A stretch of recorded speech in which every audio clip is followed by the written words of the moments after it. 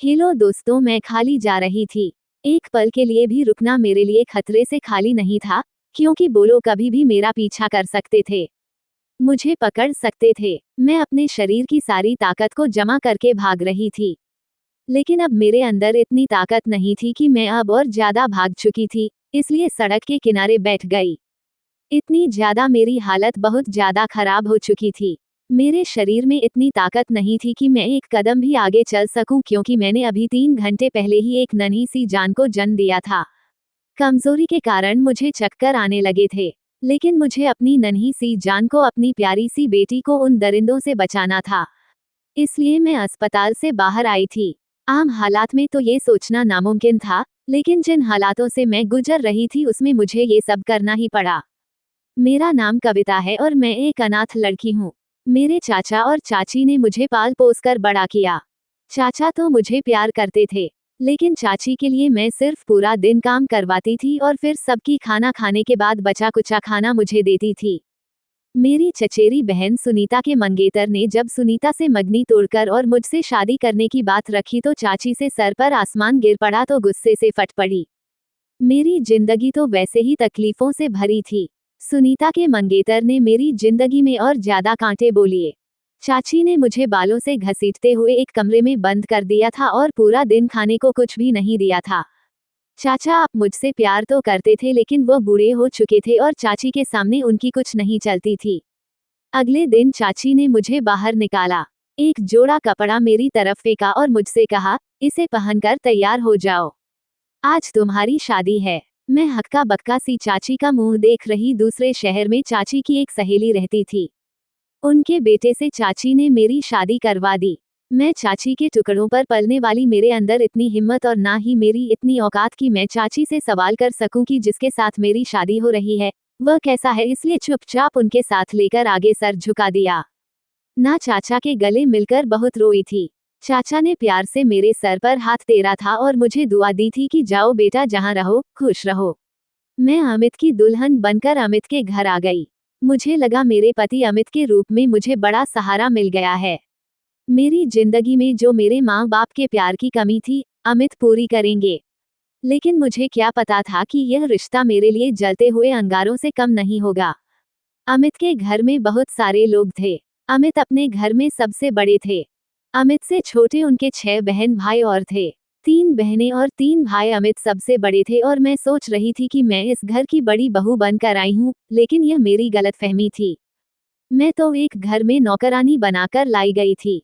शादी की पहली रात अमित ने मेरे हाथों को अपने हाथों में थामते हुए मुझसे वादा किया था कि मैं तुम्हें दुनिया की सारी खुशियां दूंगा, तुम पर कभी कोई आंच नहीं आने दूंगा। वो पूरी रात अपनी बेपनाह मोहब्बत मुझ पर लुटाते रहे थे। अमित की बेपनाह मोहब्बत देखकर मुझे लगा था कि जैसे मेरे दिल की बंजर जमीन पर ठंडी ठंडी फुहार पड़ रही हो, लेकिन ये खुशी भी मुझे ज्यादा देर के लिए नसीब नहीं हुई। इस बार भी रह गई। खुशियां इस बार भी मेरे पास आते जाते रह गई थी। मुझे समझ आ गया था कि मेरी आजमाइशों का द्वार अभी खत्म नहीं हुआ। मुझे मेरी औकात अगले ही दिन सब। जब सुबह सुबह मेरी सांस में मेरे कमरे का दरवाजा जोर जोर से खटखटाया था। दरवाजा खोलते ही वह मुझ पर बरस पड़ी थी और मैं हक्का बक्का से उनका मुंह देख रही थी। लगातार छींक कर बोलते ही चले जा रही थी। उनके शब्दों की आग मेरे पूरे शरीर को झुलसा रही थी। वह चीख चीख कर कह रही थी, मैं तुझे यहाँ अय्याशी करने के लिए नहीं लाई हूँ। कुछ अनाथ को खाली हाथ में इसलिए लेकर आई हूँ ताकि तू मेरे पूरे घर का काम संभाले बिना जबान हिलाए। मेरे हर हुक्म को मैंने तुझे इस घर में मैं एक नौकरानी की हैसियत से लाई हूँ। बहुरानी बनने की कोशिश मत कर, 8 बजे बजने वाले हैं और तू महारानी की तरह अब तक सो रही है। तेरी चाची ने तो ये कहकर तुझे हमारे गले से बांध दिया कि तू बहुत ही मेहनती है, सारा काम बिना किसी सूट आएंगे कर लेती है, लेकिन तेरी आसार देखकर तो नहीं लगता। मैं आंसू पीटी हुई कमरे से बाहर निकली। मेरी चाची ने जानबूझकर मुझे इस दलदल में धकेला था। जैसे ही मैं कमरे से बाहर निकली, मेरी बड़ी नंद कहने लगी, तेरे भाई को अपनी अदाओं के जाल में फंसने की कोशिश मत करना। मेरा भाई सिर्फ मैं और किसी की नहीं। तुम्हें घर में नौकरानी बनकर आई हो तो नौकरानी बनकर ही रहना। कोई भी ऐसा काम मत करना जिसकी वजह से तुम्हें धक्के देकर बाहर निकाला जाए। अपनी नंद की बात सुनकर मेरे रोंगटे खड़े हो गए। बस सीधे साफ शब्दों में मुझे बता रही थी कि रहना है तो हमारी नौकरानी बनकर रहो, नहीं तो फिर उसी नरक में चली जाओ। यहाँ से निकल कर आई थी। चुपचाप वहां से किचन में चली आई। मेरी आंखों के कटोरे भीग चुके थे। मैं जल्दी जल्दी सबके लिए नाश्ता बनाने लगी। थोड़ी देर में हमें छोड़कर आए। उन्होंने मुझे ये काम करते देखा, लेकिन कुछ नहीं बोले। मेरा दिल काट कर रहा है। क्या मैं समझ गई कि मेरी पूरी जिंदगी ऐसे ही ताने सुन सुन के और दूसरों की गुलामी में गुजर जाएगी? लेकिन पता नहीं क्यों जब से अमित को देखा तो मैंने अपने दिल में एक उम्मीद पाल ली थी कि मुझे एक मजबूत सहारा मिल गया है। लेकिन जब यह उम्मीद टूटे तो मैं खुद को संभाल नहीं पाए। टुकड़े टुकड़े हो गई थी। नील बड़ी नंद ने ठीक कहा था कि हमें तो अपनी माँ की हर बात पर आंख बंद करके विश्वास करता है। अमित अपनी माँ की हर सच्ची झूठी बात पर आंखें बंद करके विश्वास कर लेता था। मेरी सांस, मेरी ना की हुई भी गलतियां अमित को गिनाते और अमित मुझे सबके सामने ही बेइज्जत कर देते। शुरू शुरू में मैंने अपनी सफाई देने की कोशिश की, लेकिन अमित को मेरी बात सुनना ही नहीं था। वह तो बस अपनी माँ की सुनते थे। फिर मैंने भी बोलना छोड़ दिया। सुबह से लेकर शाम तक मैं पागलों की तरह काम करती और जब रात होती तो अमित अपना प्यार लुटाने के लिए तैयार बैठे होते थे। लेकिन उस समय मुझे अमित का प्यार एकदम बिना मतलब लगता था। मेरा ठंडा रवैया देखकर अमित भी करवट लेकर सो जाते थे। जिंदगी ने मुझे बहुत बड़ी मार दी थी। धीरे धीरे दिन यूं ही गुजर रहे थे। तभी मेरी जिंदगी में एक ठंडी हवा का झोंका आया जो मुझे अंदर तक सुकून दे गया। काफी दिनों से मेरी तबीयत खराब थी, लेकिन मेरे साथ मुझे डॉक्टर के पास लेकर नहीं जा रही थी और जब एक दिन में घर के काम करते करते अचानक बुरी तरह चकराकर गिर गई तो मजबूरी में मेरी सास को मुझे डॉक्टर के पास लेकर जाना ही पड़ा। डॉक्टर ने मेरा चेकअप किया और बताया कि मैं उम्मीद पे हूँ। इस खबर ने मेरे अंदर एक नई जान फूंक दी। मैं खुशी से पागल हो रही थी। मैं दिल ही दिल में सोच रही थी कि यह खुशखबरी अब संगीता कितना खुश होंगे, लेकिन मेरी खुशी मिट्टी में मिल गई जब मेरी सांस ने कहा कि उन्हें बेटा चाहिए। अगर बेटी हुई तो आगे जो कुछ भी होगा उसकी जिम्मेदार मैं खुद। अपने साथ की बात सुनकर मेरा दिल दहल गया था। लड़का या लड़की देना तो भगवान की मर्जी है, इसमें मैं क्या कर सकती थी। लेकिन मैं इतना जरूर जानती थी कि क्या मेरी सा लड़का चाहिए तो अगर मेरी लड़की हुई तो मेरी सांसों से नुकसान जरूर पहुंचेंगे। मेरी सास ने मेरी जिंदगी की सबसे बड़ी खुशी को दुख में बदल दिया। मैं दिन रात इसी चिंता में डूबी रहती थी। अगर लड़की हो गई तो क्या होगा? मैंने कई बार अमित से बारे में बात करना चाहा। अमित ने मुझे डाल दिया। कहने लगे जो होगा देखा जाएगा। तुम अभी से इस फिक्र में क्यों बोली जा रही हो? तुम भगवान से प्रार्थना किया करो कि वो तुम्हें बेटा ही दे। कभी कभी अमित पर मुझे हैरत होती थी कि वो पढ़े लिखे होने के बावजूद भी सही और गलत में फर्क क्यों नहीं कर पाते हैं। अमित को अच्छी तरह मालूम था कि इस घर में मेरे साथ क्या क्या होता है, मेरे ऊपर क्या क्या जुल्म ढाए जाते हैं और उनकी माँ का सलूक मेरे साथ कहता है, लेकिन उन्होंने मेरी तरफ से एक भी शब्द अपनी माँ को नहीं बोला था। वक्त धीरे धीरे गुजर रहा था और मेरे 6 महीने गुजर चुके थे और यह 6 महीने मैंने रो रो कर काटे थे। मैं रो रो कर अपने भगवान से दुआएं मांगी है। भगवान, जब मेरी बेटी होगी, प्रिय लोग उसके साथ क्या सलूक करेंगे? क्योंकि मेरा दिल गवाही देता था कि मुझे बेटी ही होगी, लेकिन मैंने अपने दिल में पक्का फैसला कर लिया था कि अगर भगवान ने मुझे बेटी भी दिया तो मैं उसे लेकर कहीं दूर चली जाऊंगी। मुझे अमित से तो कोई उम्मीद ही नहीं थी, क्योंकि अमित तो अपनी माँ की हर बात पर सर झुका देते और उनकी माँ को तो बेटा चाहिए था। जब अमित ने मेरे लिए अपनी माँ के खिलाफ एक शब्द नहीं बोला तो फिर वह अपनी बेटी के लिए क्या करते हैं? मेरे 9 महीने पूरे हो, लेकिन मैं अभी भी पूरे घर का काम करती थी। सुबह से लेकर रात तक पूरे घर का काम करती थक कर चूर हो जाती थी। खाने पीने का भी कोई खास इंतजाम नहीं था, जो कुछ मिल गया वही खा लिया। अभी खाने का मन किया तो ऐसे ही सो गई। कोई आदर करने वाला था कि उठो खाना खा लो। अमित को कभी कभी अपनी नौकरी के काम से दूसरे शहर जाना पड़ता था और उन्हें वहां कई कई दिन लग जाते थे। ऐसे ही हमारा अमित अपने काम से बाहर गए हुए थे कि तभी मुझे लेबर पेन शुरू हो गया। मैंने अपनी सास को बताया तो कहने लगी, पहले जो मैंने कपड़े पड़े हैं इन्हें फिर बाद में तुझे डॉक्टर के पास ले चलती हूँ। मैं हैरत से अपनी सास को देख रही थी कि कोई इतना पत्थर दिल कैसे हो सकता है।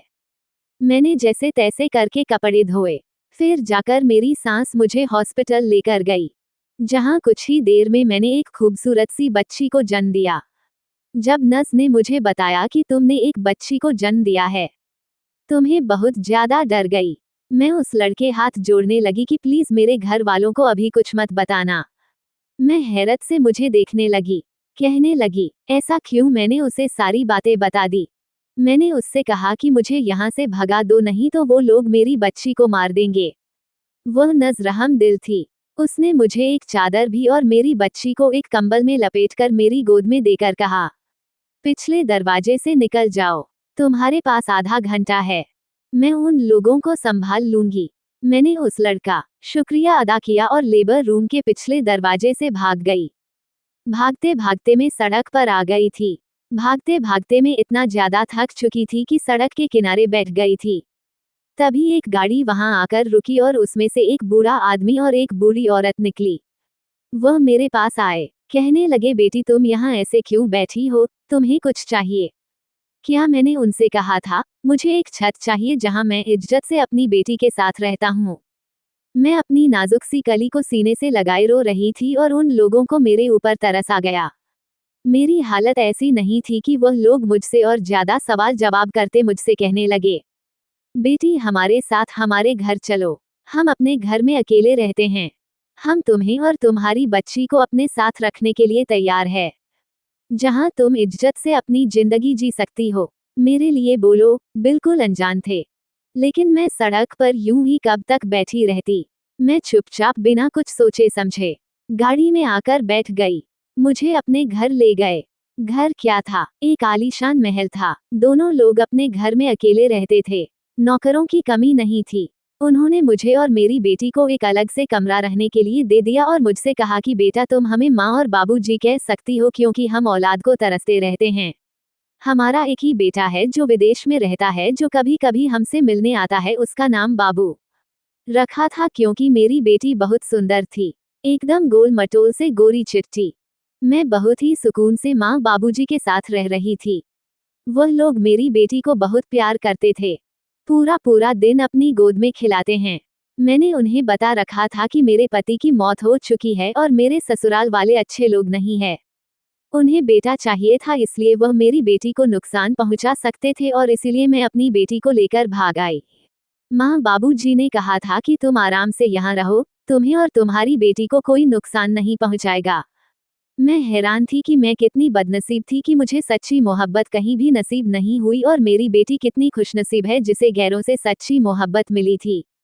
मैं भी माँ बाबूजी की एक बेटी बनकर ख्याल रखती थी। उनकी हर छोटी छोटी जरूरतों का ख्याल रखती। उनकी सेवा करके मुझे खुशी मिलती थी और वो मुझे दुआएं देते नहीं थकते थे। कहते थे कि पिछले जन्म में जरूर कोई अच्छे काम किया होंगे जो तुम हमें मिली समय पर लगाकर उड़ रहा था। अब मेरी बेटी 1 साल की होने वाली थी कि तभी माँ बाबूजी बीमार पड़ गए और बिस्तर से लग गए। मैं दिन रात उनकी सेवा में लगी रहती थी। एक बार बाबूजी मेरा हाथ पकड़कर कहने लगे, बेटा कविता, मैंने तुम्हें अपनी सगी बेटी की तरह रखा है। मैंने तुमसे सगी बेटी से भी ज्यादा मोहब्बत की है और सोनी को तो मैंने अपनी गोद में खिलाया है। मैं नहीं चाहता हमारे मरने के बाद तुम बेसहारा हो जाओ। हमारी बीमारी का सुनकर हमारा बेटा विदेश से आ रहा है तो मैं चाहता हूँ कि मैं तुम्हारी शादी अपने बेटे से करा दूँ। फिर तुम और सोनी हमेशा इस घर में रहोगे, तुम्हें कोई तकलीफ नहीं होगी। बाबूजी के मुंह से यह बात सुनकर मैं हक्का बक्का रह गई। मैं तो शादीशुदा थी, मैं भला उनके बेटे से शादी कैसे कर सकती थी? मैं अभी अमित की पत्नी थी। मैंने मना करने के इरादे से बाबूजी की तरफ देखा, लेकिन उनकी उम्मीद भरी नजरें मुझ पर टिकी हुई थी। मैं मना करते करते रह गई। मैं बीमार इंसान का दिल नहीं तोड़ सकती थी। मैंने सोचा जब उनका बेटा आ जाएगा तो उससे बात करूंगी कि मैं शादीशुदा हूं और मेरा पति जिंदा है और मुझे यकीन है वह मेरी बात को जरूर समझेगा और अपने माँ बाप को भी समझा ले। कान्हा ने जैसे उनके अंदर एक नई जान फूंक दी थी। इतनी खुशी से शादी की तैयारियां कर रहे थे कि मैं हैरान थी। एक दिन बहुत ही मुश्किल से कट रहा था। 2 दिन बाद उनका बेटा आने वाला था। आज घर में बहुत चहल पहल थी, बहुत ही रौनक थी। माँ बाबूजी ने पूरे घर को चमका रखा था क्योंकि आज ही उनका बेटा आने वाला था। मैं माँ बाबूजी के साथ बैठी थी। सोनी हमारे बीच ही खेल रही थी कि तभी बाहर गाड़ी का हॉर्न बजा। मांझी बोली, मेरा बेटा आ गया। तभी उनका बेटा अंदर दाखिल हुआ, जिसे देखते ही मेरे रोंगटे खड़े हो गए। ये तो अमित था। अमित इनकी बेटी कैसे हो सकते हैं? मेरे सिर पर आसमान गिर पड़ा था। मुझे कुछ समझ नहीं आ रहा था। फिर अचानक में बिजली की तेजी से सोने की तरफ पड़ी और उसे अपनी गोद में उठा लिया और पीछे हटते हुए बोली, मेरे करीब आने की कोशिश मत करना, नहीं तो मैं तुम्हारी जान ले लूंगी। अगर मेरी बेटी को नुकसान पहुंचाया तो मैं तुम्हें भी नहीं छोड़ूंगी। अमित मेरी तरफ तेजी से बढ़ी थी और कहने लगे, तभी तो तुम कहाँ चली गई थी? मैंने तुम्हें कितना ढूंढा, लेकिन तुम मुझे नहीं मिली। अमित जितना मेरे पास आ रहे थे, मैं उनसे उतना ही दूर जा रही थी। अमित के अंदाज में बेचैनी थी, बेताबी थी और अपनी बेटी से मिलने की तड़प भी थी। लेकिन मुझे कुछ भी दिखाई नहीं दे रहा था। मैं तो डर के मारे थर-थर कांप रही थी। मैं सोच भी नहीं सकती थी कि अमित से मेरा कभी सामना भी होगा। मेरे दिमाग में यही बात है कि अमित मेरी बेटी को मुझसे छीन लेंगे। अमित मुझसे बार बार पूछ रहे थे, कविता तुम कहाँ चली गई थी? प्लीज डरो मत, मैं तुम्हें और हमारी बेटी को कोई नुकसान नहीं पहुंचा। हम दोनों ही इस वक्त भूल गए थे कि हमारे अलावा कमरे में माँ बाबूजी भी है। माँ बाबूजी हैरत से कभी मुझे देखते तो कभी अमित को, उनकी तो कुछ समझ में ही नहीं आ रहा था। कविता, जब तुम मुझे छोड़कर चली गई तो तुम्हें पता है मैंने तुम्हें कितना याद किया, तुम्हारी याद में कितना तड़पा हूँ दीदी की खबर सुनकर। अगली खबर ने मेरे सर पर आसमान गिरा दिया कि तुम बेटी को लेकर फरार हो गई हो। माँ ने मुझे बताया था कि तुम अपने किसी पुराने आशिक के साथ भाग गई हो, लेकिन मेरा दिल कहता था कि किसी के साथ नहीं भागी, बल्कि मेरी माँ से परेशान होकर अपनी बेटी को लेकर भाग गई हो। अमित सोनी को गोद में लेने के लिए मचल रहे थे, लेकिन मैं अब भी डर रही थी और सोनी को सीने से चिपकाए खड़ी थी। मैं अमित पर कैसे भरोसा कर लेती, जिन्होंने 1 साल तक मेरे हाथ के लिए कोई भी आवाज नहीं उठाई थी। फिर कैसे भरोसा कर लेती कि आज उनकी मोहब्बत अपनी बेटी के लिए जान चुकी है। वह तो अपनी माँ की हाँ में हाँ मिलाने वाले बेटे थे और उनकी माँ तो बेटा चाहिए था ना। बाबूजी हैरत से ये सब कुछ देख रहे थे और हमसे बार बार पूछ रहे थे कि बेटा ये सब क्या है, क्योंकि उनकी नज़र में तो मैं विधवा थी। और मैं भी आज जाना चाहती थी कि अमित उनके बेटे कैसे हो गए। अब बाबूजी ने सोनी को मेरी गोद से ले लिया था और अपनी गोद में बिठा लिया था। फिर धीरे धीरे सारी गाड़ी खुलती चली गई। माँ बापूजी के बेटे थे। बचपन में ही उनके चाचा ने उन्हें गोद ले लिया था, क्योंकि उनके चाचा की कोई औलाद नहीं थी, लेकिन भगवान की मर्जी अमित को गोद लेते हैं। उनके घर बच्चों की लाइन लग गई। उनके घर के बच्चों ने जन्म लिया, 3 लड़के और 3 लड़कियां। अमित का एक बड़ा भाई था, उसका नाम प्रकाश था और माँ बाबूजी के साथ रहता था, लेकिन एक रोड एक्सीडेंट में प्रकाश की मौत हो गई। माँ बाबूजी अब बिल्कुल अकेले हो गए थे। अपने भाई से कहा कि अब अमित को मुझे दे दो। तुम्हारे घर तो भगवान की कृपा से 6 बच्चे हैं, लेकिन अमित की चाची एक लालची औरत थी। उनकी नज़र बाबूजी के पैसों पर थे। अमित के जरिए बाबूजी के पैसे एंड की रहती थी, इसलिए उन्होंने अमित को कभी माँ बाबूजी के पास नहीं आने दिया और उसे अपने काबू में करके रखा। चाची उसे हमेशा इमोशनली ब्लैकमेल करना, बाबूजी के पास आते बहुत प्यार करता था, क्योंकि उसने बचपन से चाची को ही अपनी माँ के रूप में, इसलिए उनकी सारी बातें खुशी खुशी मान लेता था। एक बार चाची बाबूजी के पास आई और कहने लगी, अमित की पढ़ाई के लिए एक मोटी रकम की जरूरत है, बेटी की पढ़ाई का। बाबूजी ने भी एक मोटी रकम चाची को दे दी थी, लेकिन चाची ने उस रकम को अपने खर्चे में ले लिया और अमित को वैसे ही छोटे मोटे स्कूल में पढ़ाई करा दे रही माँ बाबूजी यही समझते उनका बेटा विदेश में सेटल है, वही पढ़ाई की है, वही नौकरी करता है। उनका बेटा तो यही कोई छोटी मोटी सी नौकरी करता था। अमित ने भी अपने माँ बाप को ये बात नहीं बताई थी। चाहे दुख होगा, वो कभी कभी साल 2 साल में अपने माँ बाप से मिलने आता था और भाई दिखावा करता कि वो विदेश से आया है। इस वक्त भी अमित चाची के घर से ही अपने माँ बाप से मिलने आया था, लेकिन मुझे और अपने बच्चे को देखकर अपने जज्बात पर काबू नहीं पा सका और इसीलिए सारा भेद खुल गया। अमित ने बताया कि जब तुम बच्ची को लेकर हॉस्पिटल से भाग गई थी तो उस दिन रात को मैं बहुत रोया था, ना तो अपनी बच्ची की शक्ल भी नहीं देख पाया था। बाद में मुझे एहसास हुआ कि तुम्हारे साथ इतना जुल्म हुआ है और मैं कितना गलत था कि तुम्हारा पक्ष भी नहीं ले पाया।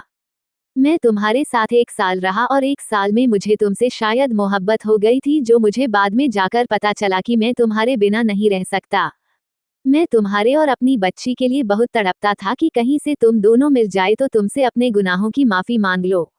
माँ बाबूजी ने मुझे सीने से लगा लिया। कहने लगे हम तो तुम्हें अपनी बहू बनाना चाहते थे लेकिन तो पहले से ही हमारी बहू थी। उन्होंने सोनी को भी खूब प्यार किया। सोनी के लिए उनके प्यार में पहले भी कोई कमी नहीं थी, लेकिन अब तो सोनी उनकी पोती थी। उन्होंने अमित कहा तुम चाहो तो अपनी चाची के साथ रह सकते हो, लेकिन कविता और सोनी हमारे साथ ही रहेंगे। हम लोग इन दोनों के बिना नहीं रह सकते। अमित बोले नहीं बाबूजी, मैं अपनी बच्ची के लिए पति के लिए बहुत तड़पा हूँ और मुझे आप दोनों की तकलीफ का भी एहसास है कि बड़े भाई मौत के बाद आप दोनों कितने अकेले रह गए हैं। चाचा और चाची को भगवान ने बहुत से वाला दे दी है, लेकिन आप तो बिल्कुल अकेले हैं। चाचा और चाची अपने बच्चों के साथ खुश रह लेंगे। मैं आपके साथ ही रहूंगा और अपनी बीवी बच्चों के साथ रहूंगा। अमित ने मुझसे माफी मांगी और मैंने भी अमित को माफ कर दिया, क्योंकि अमित की वजह से ही मुझे इतने प्यार करने वाले सास ससुर के रूप में माँ बाप मिले थे। अब मेरी फैमिली पूरी हो चुकी थी। प्यार करने वाले सांप, सब कुछ जान छिड़कने वाला पति और एक प्यारी सी बेटी, और अब मुझे जिंदगी में कुछ नहीं चाहिए। सच कहना, हमारा कभी बुरा नहीं चाहते। वो अपने बंधुओं के लिए हमेशा कुछ ना कुछ अच्छा ही सोचते हैं। बस कभी कभी हम न सुधरे हो जाते हैं और बहुत ज्यादा मुसीबतें पड़ने पर अपने भगवान से नाराज हो जाते हैं। लेकिन हिम्मत से काम लेने वालों पर और हर हाल में खुश रहने पर भगवान भी हमसे खुश होते हैं और उसका बदला वह हमें जरूर देते हैं। और मुझे भी भगवान ने मेरी आत्मा का बदला दिया था, मुझे कितने प्यारे रिश्ते देकर। अगर आपको हमारी कहानी पसंद आई हो तो वीडियो को लाइक करें। चैनल पर नए हैं तो चैनल को सब्सक्राइब जरूर करें। धन्यवाद दोस्तों।